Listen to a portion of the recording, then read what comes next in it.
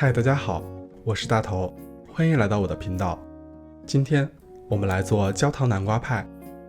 不同于你在网络上看到的其他南瓜派的食谱，今天要分享的这份我自己的南瓜派食谱使用了大量的焦糖奶油。焦糖的加入使得烘烤后的南瓜派呈现迷人的焦糖色，独特的香气与香料的气味结合，让南瓜派更加芬芳馥郁。焦糖的微苦又增加了味道的层次，色香味俱全，非常值得一试。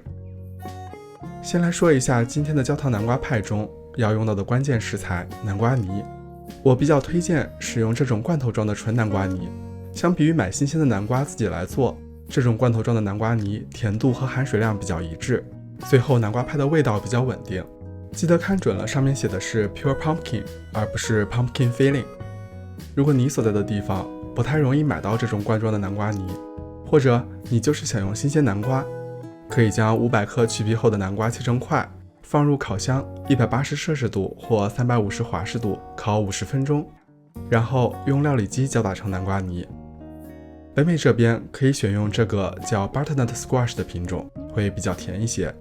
至于 pumpkin 和 squash 的区别，其实就是不同品种，中文里都叫南瓜。北美这边管这种比较对称的圆球或是扁球状的叫 pumpkin， 葫芦状的瘦长型不太对称的叫 squash。 另外长得比较奇形怪状小一点，或是表面有许多凸起的叫 ornamental gourd， 就是专门用来做节日装饰用的。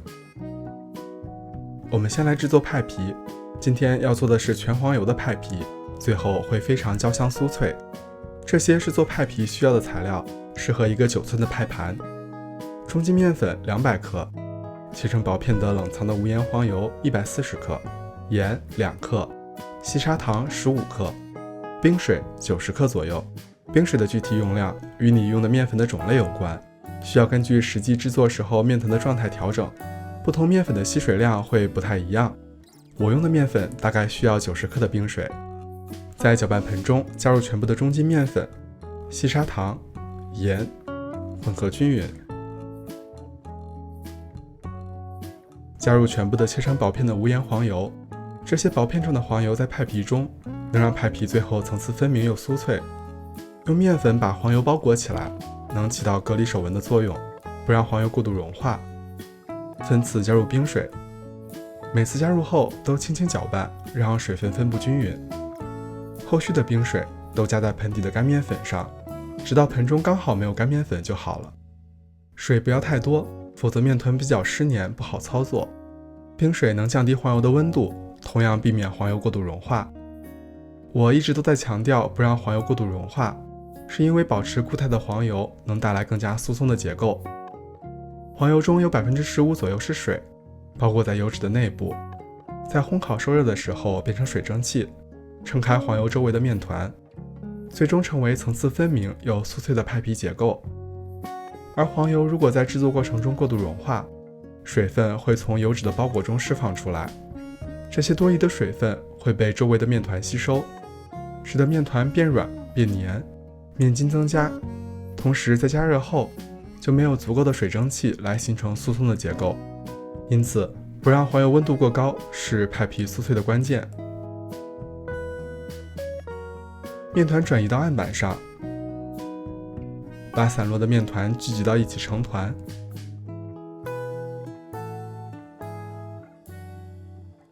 轻轻压成薄一点的片状。经过一番操作，面团中的黄油会有些软。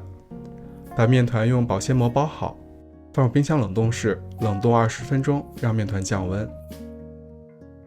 20分钟后，从冷冻室取出面团，面团和案板上都可以撒上干面粉防粘。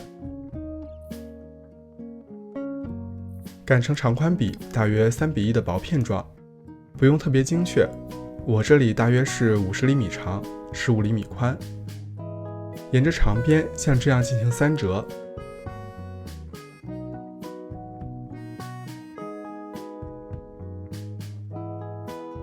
然后继续擀成长宽比3:1左右的片状，再3折，我们的派皮就做好了。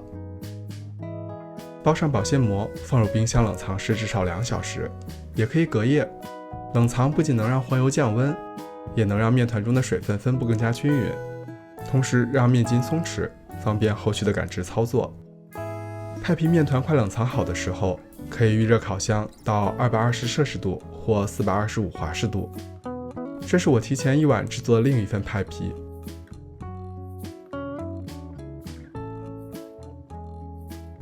轻轻擀成直径或边长大约13到14寸的大小，擀的时候多多晃动、翻动派皮，防止派皮粘黏在案板上。如果你厨房的温度比较高的话，这个过程动作要快一些，同样也是防止黄油过度融化，而且面团变得太软就不好操作了。这是一个9寸的派盘，这个尺寸指的是顶部的尺寸，深度大约是1.5到2寸左右。擀好的派皮轻轻覆盖在派盘上，边缘的部分不要去拉伸派皮来让它与派盘贴合，轻轻提起派皮的边缘，让派皮自然下垂。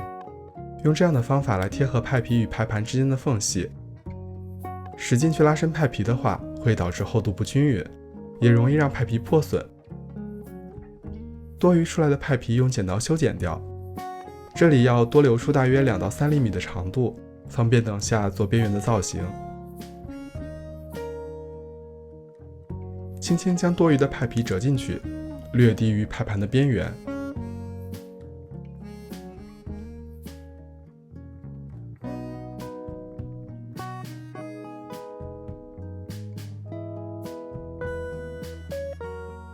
一圈都完成后，轻轻压紧刚才的接缝的地方，接着就可以做造型了。传统的做法是用手做出波浪形的边缘，2根手指在一侧，1根手指在另一侧，双手配合，像这样轻轻挤压，就可以做出来漂亮的花边。你也可以用叉子把边缘按压在派盘上来做。做边缘的造型除了好看，还有2个很关键的作用。第一个是让边缘变得更薄，刚才我们折进去这一下，使得边缘其实是2层派皮的厚度。这样做造型能让边缘与其他地方的派皮厚度一致，烘烤的时间也能更接近一些。另一个作用是让派皮的侧边能紧贴并固定在派盘上，烘烤的过程中不会滑落回缩。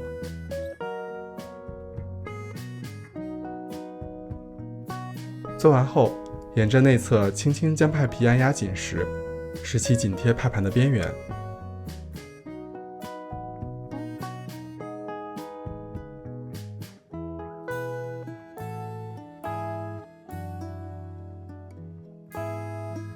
做好后，取一张烘焙纸垫在派皮上，然后倒上烘焙重石，这是专门用来烤派皮塔壳的石头，你也可以换成黄豆或是大米，效果也是一样的。重物的作用就是保持底部平整，防止底部的派皮在烘烤过程中膨胀。将重石在派盘内摆放均匀，边边角角的地方都要照顾到。将派盘放到一个大的烤盘上，一起放进烤箱，这是怕边缘派皮中的黄油流出来滴到烤箱里。220摄氏度或425华氏度先烘烤20分钟，让派皮边缘定型。20分钟后取出派皮，同时调整烤箱温度到165摄氏度或325华氏度。提起烘焙纸，移除烘焙重石。可以看到派皮边缘基本上已经定型了，底部有一些被水蒸气撑起来的膨胀的地方，用一把小刀或叉子轻轻在派皮的四周和中间抽出几个孔，把蒸汽释放出来，接着放回烤箱中，以165摄氏度或325华氏度烘烤大约25到30分钟，直到派皮金黄上色。在烤派皮的这段时间内，我们就可以来准备馅料的部分了。南瓜泥400克，也就是正好一个小的南瓜泥罐头的量。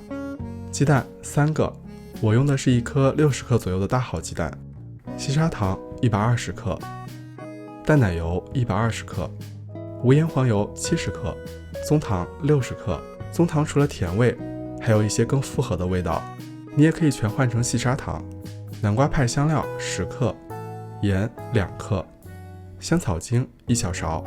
所有的材料都要是室温的状态。我们先来熬煮焦糖，焦糖的做法在我之前日式布丁的视频中也有介绍过。在小锅中加入全部的细砂糖，加一大勺水，以中火加热，期间可以轻轻晃动锅子，让锅里的糖浆受热更加均匀。这里不要搅拌，因为有可能会让糖的颗粒落回糖浆中，使得糖重新结晶，就没办法熬煮成焦糖了。当锅里的糖浆变成琥珀色时关火，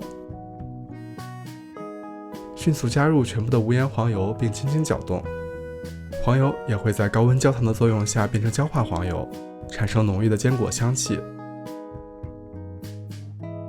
黄油融化后，缓慢倒入淡奶油，边倒边搅拌。等到泡沫散尽，我们的焦糖奶油就做好了。取一个大的搅拌盆，加入全部的鸡蛋和棕糖，用打蛋器搅打到棕糖溶解，且蛋液混合均匀，略微泛白。加入全部的南瓜泥，搅拌均匀。缓缓倒入刚才做好的焦糖奶油，边倒边搅拌。这里刚开始倒的时候速度慢一些，防止过高的温度烫熟鸡蛋。再加入盐、香草精，接着加入全部的南瓜派香料，搅拌均匀。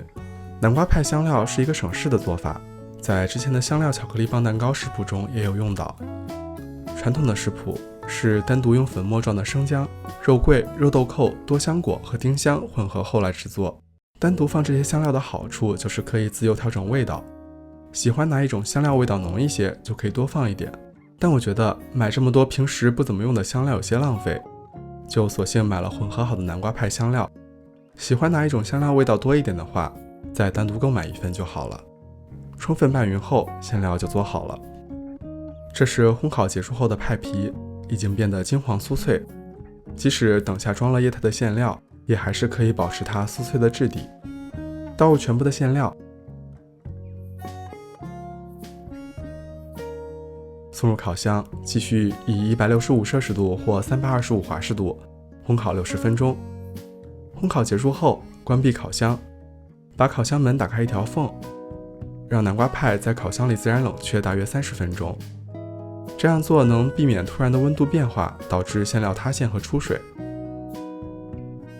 30分钟后，取出烤好的南瓜派，可以看到是非常漂亮的焦糖色。我知道你肯定已经等不及了。烘烤的时候，整个屋子都是焦糖与香料混合的味道，但现在还不是享用的时候。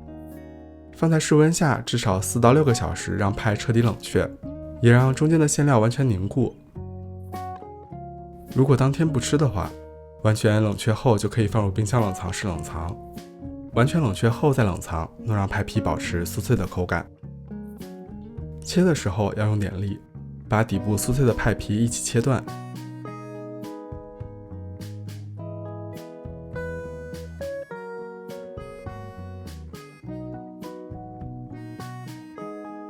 冷却后的南瓜派馅料已经凝固，口感顺滑细腻，与外层酥脆掉渣的派皮形成了鲜明的对比，可以搭配一勺无糖的打发鲜奶油一起吃，口感上的层次会更加丰富。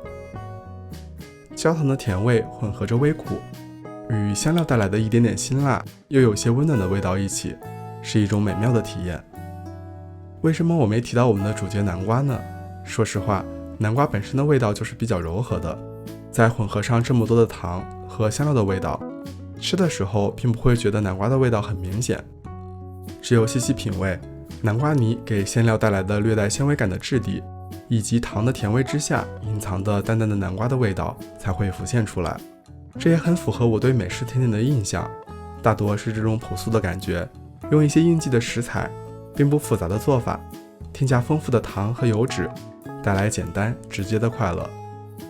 天气渐冷，节日气氛也渐浓，这款焦糖南瓜派真的非常适合在聚餐时与亲朋好友一起享用。那今天的视频就是这样了，如果你喜欢我视频的话，不要忘记点赞、评论并订阅我的频道。我是大头，我们下期再见。